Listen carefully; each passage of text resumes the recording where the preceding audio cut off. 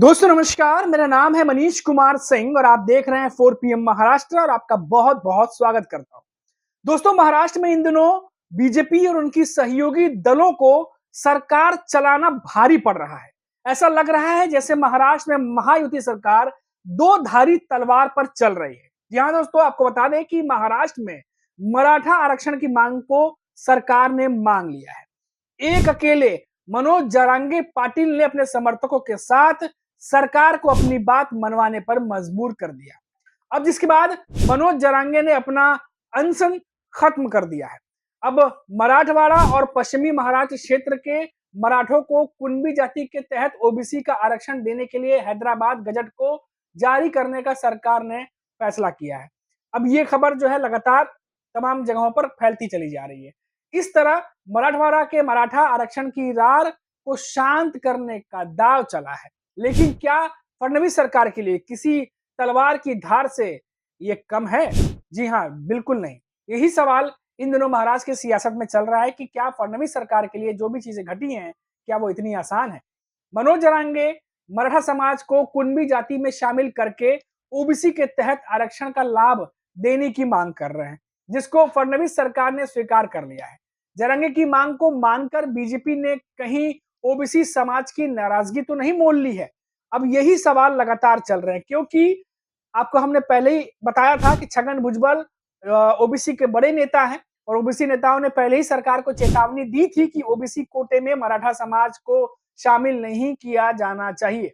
अब राष्ट्रीय ओबीसी महासंघ भी कह चुका है कि अगर ओबीसी आरक्षण को नुकसान हुआ तो पूरा ओबीसी समाज सड़क पर उतर जाएगा। जी हाँ दोस्तों, और कुछ ओबीसी के जो चेहरा है, जो नेता है छगन भुजबल के साथ-साथ कई नेताओं ने ये भी कहा है, जो खबरें आ रही हैं कि ये भी कहा जा रहा है, दबाव बनाने की वजह से कहा जा रहा है या किस वजह से कहा जा रहा है ये नहीं पता अभी। लेकिन ये कहा जा रहा है कि हम भी मुंबई पर जो है वो प्रदर्शन के लिए जो है तैयारी कर रहे हैं। तो अब ये होगा नहीं होगा वो तो बात की बात है, लेकिन सरकार पर किस तरीके का दबाव है, ये देखना जो है वो इस समय ज़्यादा ज़रूरी हो गया है क्योंकि फडणवीस सरकार जब से 2024 के बाद सरकार में आई है तब से महायुति के लिए बहुत कुछ चीजें अनुकूल नहीं घटी हैं। पहले जिस योजना के तहत वो सरकार में आए, लाडली बहन योजना, वो लगातार सुर्खियों में रही। कई सारे स्कैम उससे जुड़े हुए जो खबरें हैं वो सामने आए। कई सारे कंट्रोवर्सीज, विवाद जुड़े। उसके बावजूद भी योजना लगातार चल रही है। उसमें देखा गया कि कई पुरुष भी उसका लाभ उठा रहे थे, फिर बाद में सरकारी बाबुओं का भी नाम आया, तो ऐसी खबरें आती रहीं। अब जल्दबाजी में फैसला लागू हुआ या क्या हुआ, लगातार विपक्ष सवाल खड़े करता है। और अब मराठा आरक्षण के बाद ओबीसी नहीं चाहता कि उसके कोटे का आरक्षण मराठों को दिया जाए। अब जब फडणवीस सरकार ने मनोज जरांगे की बात को मानते हुए मराठा जो है उनको ओबीसी का आरक्षण देने का दाव चला, तो उससे भले ही मराठवाड़ा और पश्चिमी महाराष्ट्र के मराठा समाज को लाभ होगा, लेकिन उन्हें आरक्षण ओबीसी कोटे से मिलेगा। तो बहुत सारी बातें हैं। अब कई बार नेता ये भी कह रहे हैं कि मराठा आरक्षण के तहत जो ओबीसी का आरक्षण है उसमें बैकडोर से एंट्री करने की बात कही जा रही है।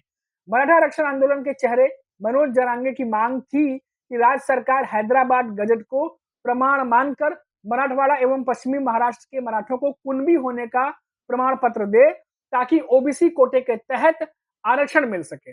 अब महाराष्ट्र सरकार ने मनोज जरांगे की 8 में से 9 मांगे मान ली हैं। इसके बाद मनोज जरांगे पाटिल ने जूस पीकर अपना अनशन जो है वो वापस खत्म किया।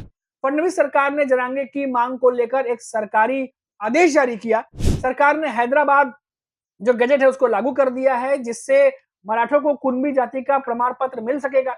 17वां ऑन द गजट के लागू होने की प्रक्रिया शुरू हो गई है।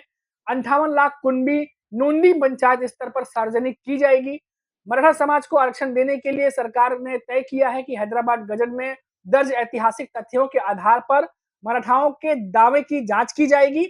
यदि दस्तावेजों में किसी मराठा परिवार को कुणबी बताया गया है तो उसे कुणबी प्रमाण पत्र देकर ओबीसी आरक्षण का लाभ दिया जाएगा। ये मराठवाड़ा और पश्चिमी महाराष्ट्र तक ही सीमित है।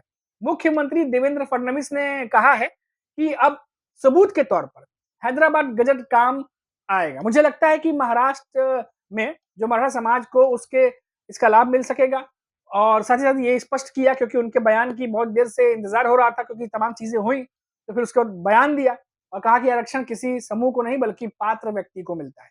यदि किसी मराठा समाज के पूर्वज का नाम हैदराबाद गजट में कुंभी के रूप में दर्ज है, तो उससे दस्तावेज उनके लिए प्रमाण बनेगा और उन्हें ओबीसी श्रेणी का लाभ मिलेगा।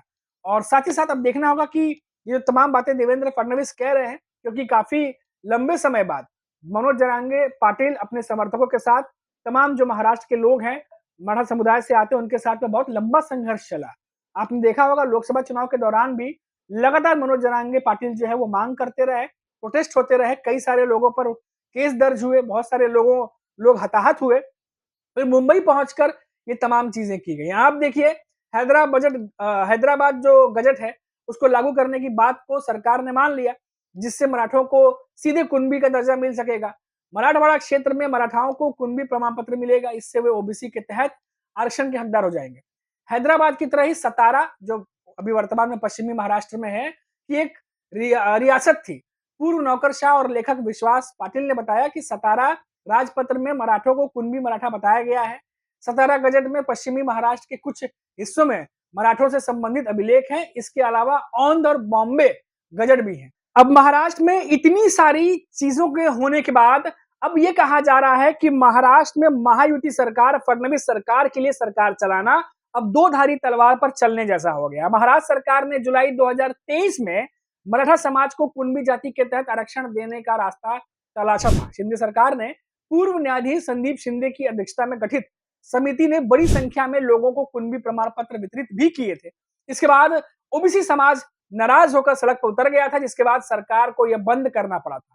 इसके चलते ओबीसी और मराठा एक दूसरे के विरोधी हो गए थे और बीच में बहुत सारे प्रोटेस्ट हुए थे। आपने लगातार खबरें देखी होंगी। अब महाराष्ट्र के गांव-गांव में ओबीसी और मराठा के बीच गहरी, जो कह सकते हैं एक तरीके से विवाद जो है वो कहीं ना कहीं पनप रहा है धीरे-धीरे। तो पहले भी पनप गया था। अब मराठा समुदाय और ओबीसी समाज जो है एक दूसरे की दुकानों को सामान लेना देना तक बंद हो गया था। बीच में ये भी समझ में आया, बहुत सारे प्रोटेस्ट हुए थे, आपने देखा था।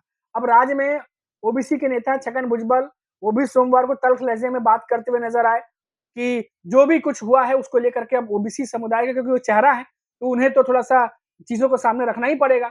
उनकी नाराजगी भी देखने को मिल रही है। अब इसीलिए कहा जा रहा है कि क्या छगन भुजबल कोई बड़ा स्टेप उठा सकते हैं, क्योंकि उनके पीछे तमाम ओबीसी के नेता हैं, तमाम ओबीसी समुदाय है जो उनकी तरफ देख रहा है, क्योंकि वो अपने आप को ओबीसी का बड़ा चेहरा बताते रहे लगातार। तो अब ऐसी स्थिति में छगन भुजबल का क्या रुख होगा, ये अपने आप में दिलचस्प होगा। और साफ तौर पर यह कहना कि अब देवेंद्र फडणवीस जो है, क्या वो सरकार जो है वो किस तरीके से मैनेज करेगी, क्योंकि अब फडणवीस सरकार ने ओबीसी और मराठा के बीच सियासी संतुलन जो है बनाने की कोशिश कर रहे हैं। उसके लिए ही सभी मराठा और कुणबी का जाति प्रमाण पत्र देने के बजाय उन्हें मराठों को देने का फैसला किया, जिनके पूर्वज कृषि करते रहे हैं। तो बीच का रास्ता जो है वो लगातार फडणवीस सरकार या देवेंद्र फडणवीस निकालने की कोशिश कर रहे हैं, लेकिन ये कितना कारगर साबित होगा या कितना नहीं होगा, ये तो आने वाला वक्त बताएगा। क्योंकि छगन भुजबल ने कहा था कि महाराष्ट्र में ओबीसी के लिए निर्धारित 27% आरक्षण में पहले 6% खानाबदोश जनजातियों के लिए, 2% ग्वारी के लिए और अन्य छोटे हिस्से जो विभिन्न समूह के निर्धारित हैं उनके लिए। इस तरह ओबीसी के 17% आरक्षण मिल रहा है, जिसमें 374 समुदायों को शामिल है।